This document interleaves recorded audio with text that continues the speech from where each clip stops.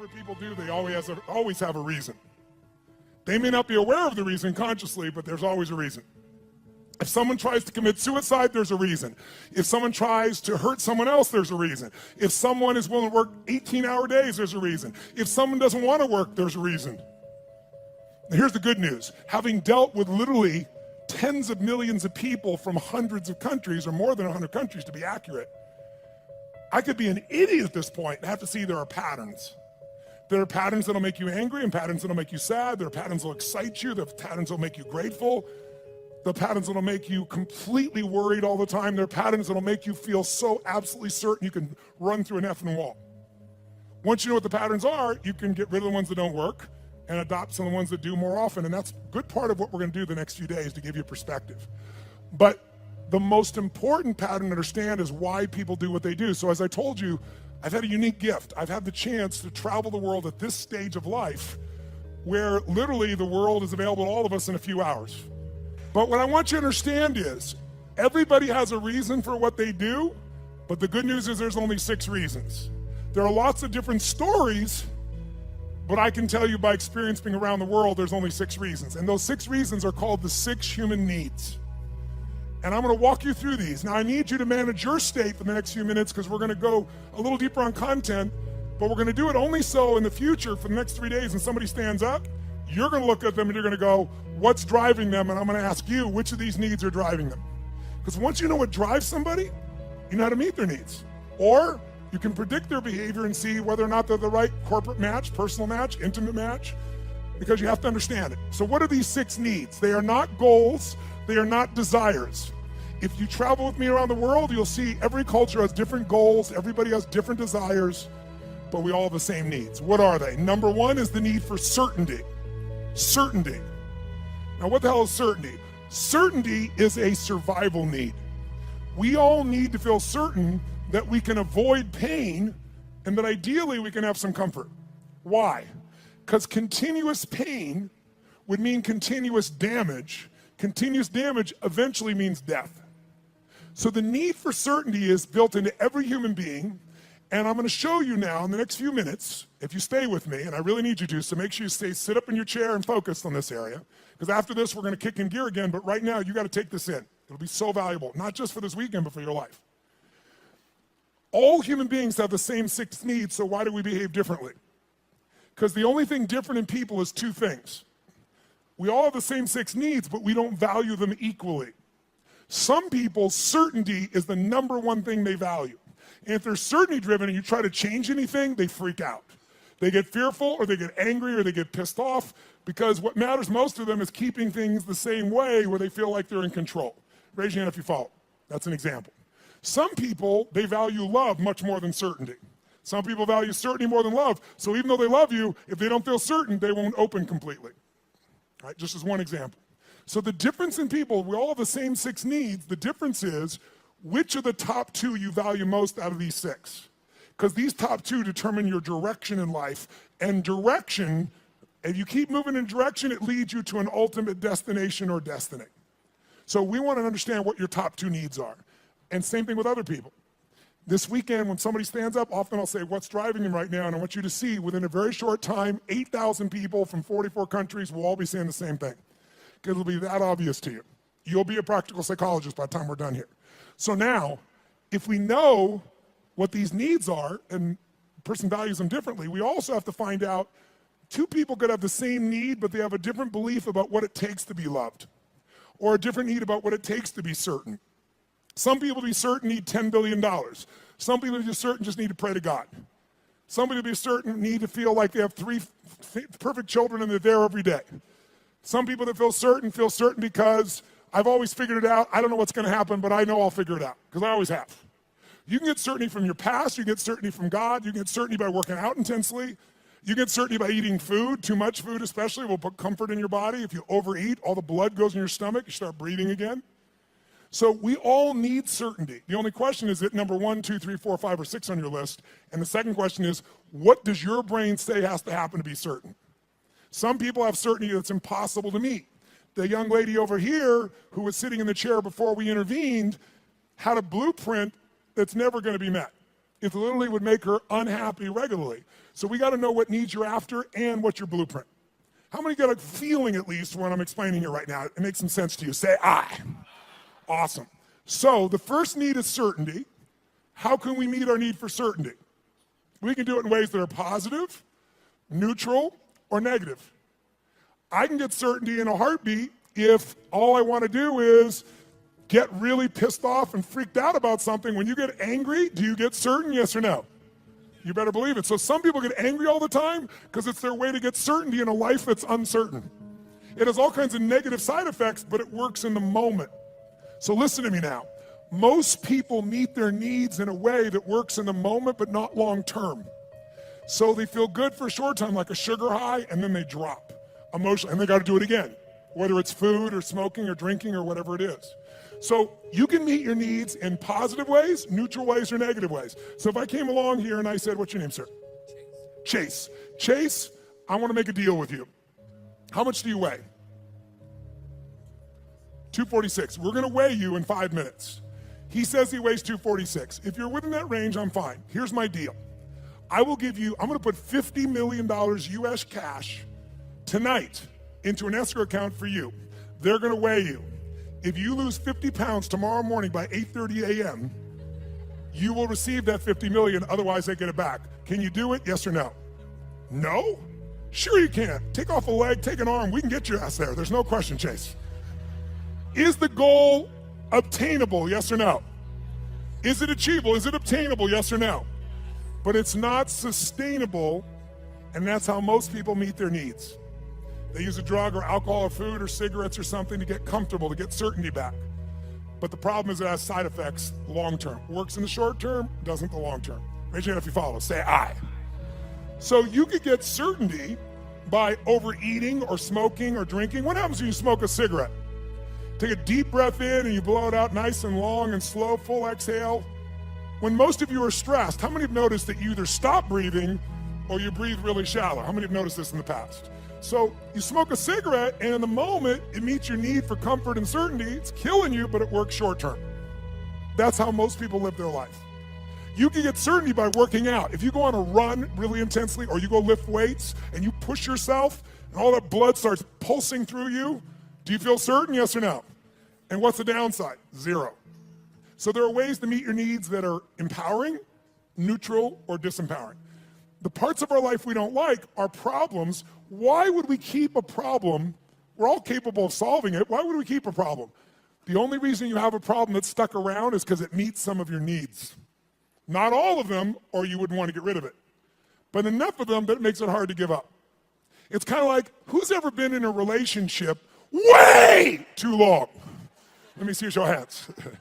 And how many knew it was wrong while you were there? Let me see a show of hands. So why the F did you stay there? Because of the uncertainty. Because, well, I'm not thoroughly happy. I'm kind of unhappy, but I might be worse if I was totally alone. What if this is the best one I'm ever going to get and I screwed it up?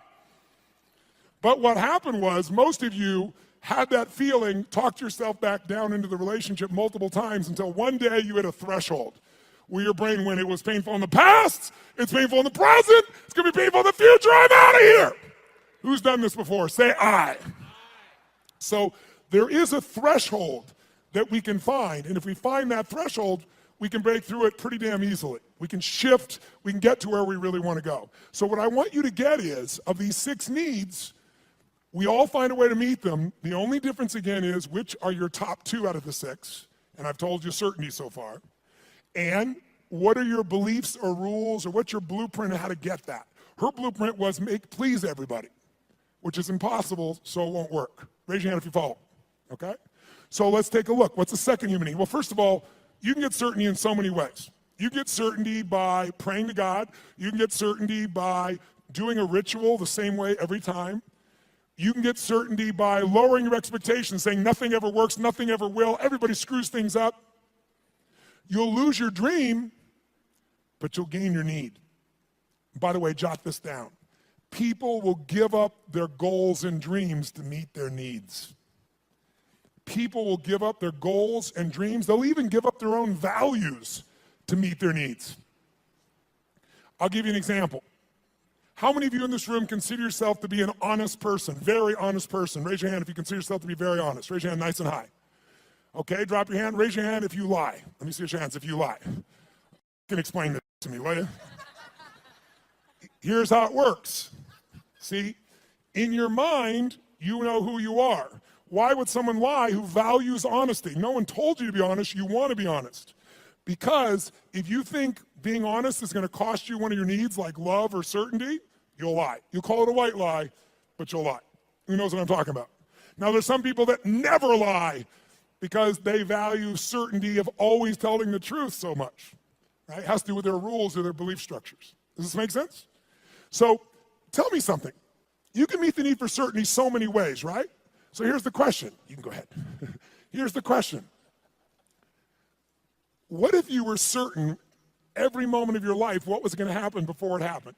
What if you knew what people were going to say before they're going to say it? What if you could feel what they're going to feel? What if you knew every moment before it happened what people were going to say and do? In the beginning, that would feel really exciting. But after a while, if you know what's going to happen, when it's going to happen, how it's going to happen, tell me what you're going to feel after a while. What are you going to start to feel? Tell me. What? Bored out of your mind. That's why God, in her infinite wisdom, gave us a second human need. And that second human need is uncertainty. We have a need for uncertainty. We have a need for surprise. We have a need for variety. In fact, what's the phrase? Variety is the what of life? Spice of life. Now, how many of you in this room, raise your hand, how many of you in this room love surprises? Raise your hand if you love them. Say I. Bullshit. You love the surprises you want. The surprises you don't want, you don't want. You call them problems, don't you? So don't tell me you like surprises. You like the surprises you want. Here's my point. Can you meet more than one need with the same action or emotion or belief system? Yes or no? Write this down. Anytime your mind perceives that doing something, believing something, or feeling something meets at least three of your needs. So anytime your mind perceives that doing something, feeling something, or believing something meets at least three of your needs, then you will become addicted to that thought, that feeling, that emotion, or that action. You can be positively addicted or negatively addicted, but you're going to be addicted. Anytime your brain perceives that something you believe, do, or feel meets three of your needs, you'll get addicted to it. Now, I'm going to show you why this is important. Let's look at two needs for a second. Is it possible to meet your need for certainty and uncertainty simultaneously, even though they're opposite needs, yes or no? I'll give you an example. Who here has ever rented a movie that you've already seen? Let me see a show of hands. Get a life. Now, I've done it too. Why would we rent a movie we've already seen? We'd rent it, why? Because we've seen it before, so we're certain it's good, and we're hoping it's been so long we forgot enough that it'll be variety when we watch it again. Who knows what I'm talking about here? Say I. So you can meet both needs, but if you meet three needs, you will become addicted to that behavior. Whether it's a good behavior or bad behavior, it doesn't matter. It'll be a positive addiction or negative addiction, but you'll be addicted. So let me give you, how do you get variety? You can get variety in positive ways, negative ways, or neutral ways. You can get variety by learning, growing, taking on a new goal, a new challenge. You can get variety through a conversation with a friend. You can get variety by praying to God. There's so many ways to get variety, aren't there? But you can also get variety in negative ways. You can smoke a joint, and maybe that's not a negative way, but it sure will change your state. But it has side effects, right? During that time, you're not going to function maybe at the same peak or understanding. Or some people use other things, cigarettes, alcohol, anything. There's so many ways to get variety. The question is, are your ways positive, neutral, negative, or empowering? How many follow? Because we all have ways of getting that variety, that uncertainty. So here's what I want you to do. Third human need is significance. The need to feel unique, the need to feel special. Yes, I hope that picture makes you feel special. Okay? The need to feel unique, special, important. Who has the need to be needed, to feel special, unique, and important? Who do you think has that need? Who has it? Tell me who. What about people who say, I don't want to be special? Do they still want to be special? Yes or no? You bet your ass they do. Thous protest too much. Now, they don't want to be so special that you attack them. They might want to stay undercover, so to speak, but they still want to feel special. They want to feel unique. They want to feel needed. They want to feel important. So there are lots of ways to feel special. You can do it by working your ass off, taking huge risks and achieving something to feel special, or you can tear down everybody else that's trying to build something. Because there's two ways to have the tallest building in town. One is work your ass off, take risks, build the tallest building. The other one is blow up everybody else's building. And by the way, which one's faster? Which one's easier? Which takes less intelligence and less money? Tearing shit down. It happens faster. So that's why we've always had violence, and we always will unless there's a consciousness change. If I live in a tough part of the community, I'm in the hood, and you can walk through my community and you don't notice me, and I feel insignificant, I might take things into my own hands to feel significant. If all of a sudden I put a gun to your head, tell me on a 0 to 10 scale, how certain am I you're going to respond to me now when I put that gun to your head, 0 to 10? 10 is absolute, 0 is not at all. Where would you put it? Quick. Yeah, 100. Is it true? But also, when I put my gun to your head, how significant am I to you in your life, even if you didn't know me a minute ago? If I got a gun to your head, how significant am I, 0 to 10? 100. I'm the most significant thing in your life, and a moment ago you didn't know I existed. And I don't need any intelligence, I don't need background, I don't need education, all I need is a gun and the will to do it. Oh, by the way, just in case there's not enough there to be an addiction, when I put that gun to your head, every time that happens, it's going to be a different game. I know you're going to respond to me, I know I'm significant, but what you're going to say and do is different, so I get variety. So you meet 3 needs, but violence doesn't end there. Because the 4th human need is connection and love. And most people are too afraid to love because they've loved and been disappointed, or they've loved and then lost the love, and it was so painful that now they settle for the crumbs of connection because that's safer. So it's a form of the need, but a low level of the need, but it's still part of the need, and we got to meet it. So if you're going for connection and love, if I cut my gun to his head, on a 0 to 10, I'm a 10 of certainty, I'm a 10 of significant to him, I'm going to have a ton of variety. But are we also connected in a sick way, but deeply connected in this moment? Yes or no? On a 0 to 10, how much connection is there between our lives at this moment when I put the gun there? 100. How many follow this? Say I. So violence meets 4 of the human needs, and that's why we've always had it. That's why ISIS exists. That's why people do the stupid things they do, is they do it to try to meet their needs. The biggest cause of violence, though, if you'll notice, is 95% of the time when it's a terrorist, it's a male. Why is that? Because in the human nervous system, if you're masculine, testosterone is probably large in you. Whether you're a man or woman, if you're more masculine, you got a lot of testosterone. Testosterone is about dominance. It's about significance.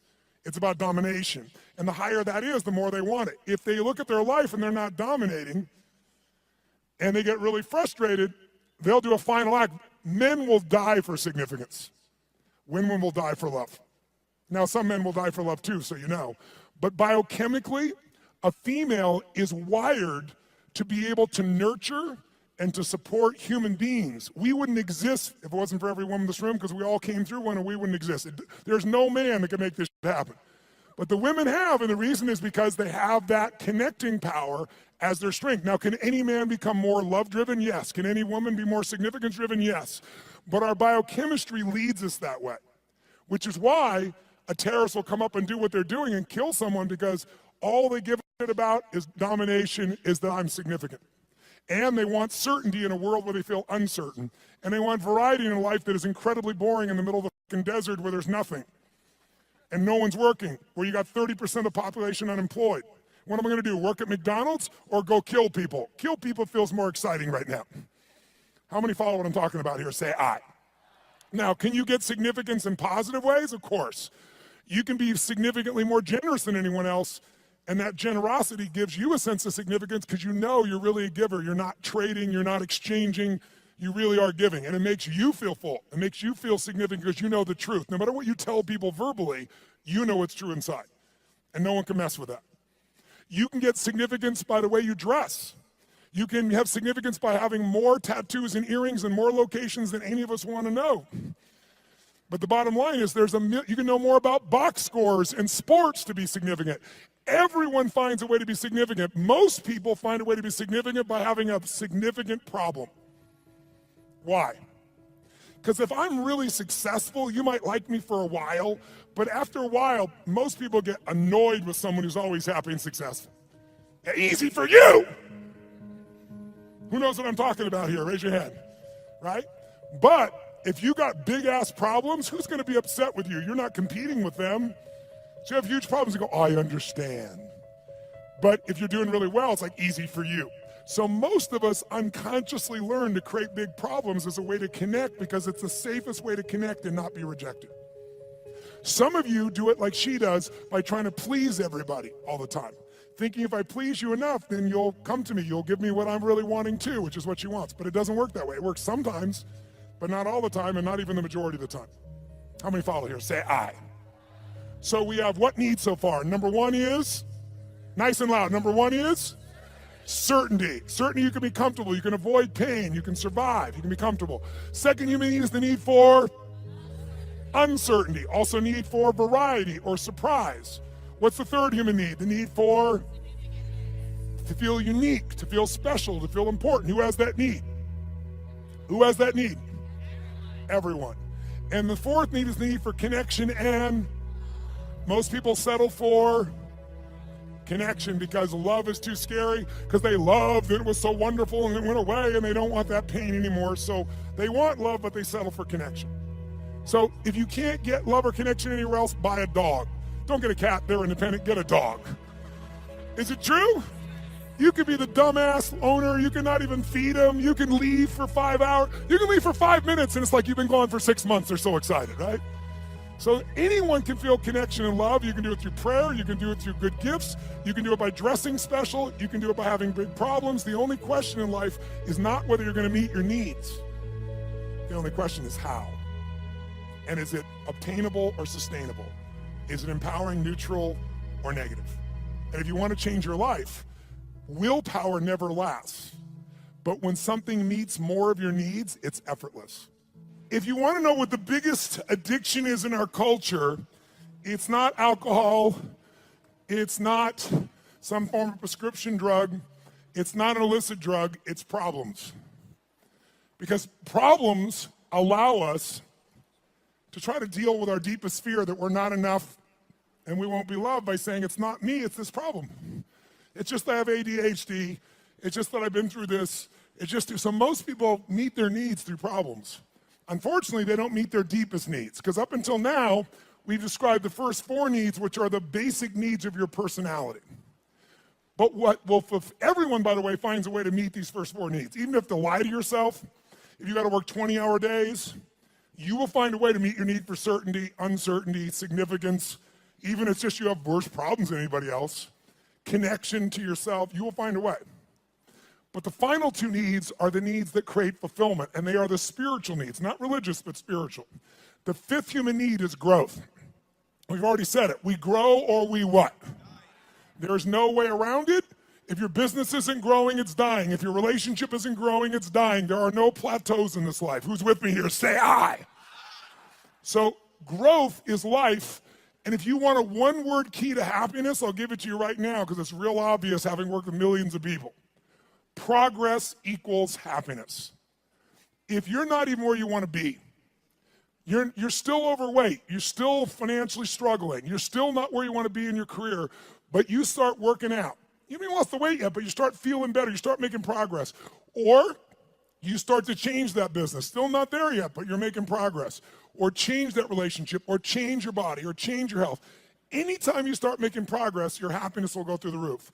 Anytime you achieve things and you don't set up something new to go for quickly, you'll lose momentum, and in a short time, you won't be so happy. Because the law of familiarity will come in, and this thing that once was this big dream will now just be something that you're used to. So the purpose of a goal is not to get the goal. The purpose of a goal is who we become to achieve it. What you get will never make you happy. Who you become will make you very happy or very sad, depending upon how you approach it and what you do with your life. So our approach here is we want to grow. And then the 6th human need is the need for contribution, the need to step out of ourselves. See, how many of you in this room When something great happens, how many of you can't help yourself? You immediately want to share that with somebody you love. How many immediately that's your first thought? Say I. Why? Because you can only feel so much yourself. I don't care if it's sex, drugs, rock and roll, whatever it is, there's only so much pleasure you can internally have. You want to share that concert with someone. You want to share that experience with someone because by sharing it becomes more. It's more than just you. Growth and contribution are our fifth and sixth needs. They are our spiritual needs. They are the needs that fulfill us. Everybody finds a way to feel somewhat certain, some variety, some significance, even if they got to tear people down, some connection. But very few people grow continuously and contribute continuously, which is where all the joy is. How many follow here? Say I. So we're going to make a couple distinctions. But first of all, can you meet somebody and in a few minutes start to pick up which needs might be driving them most? Yes or no? Yes or no? Of course you can.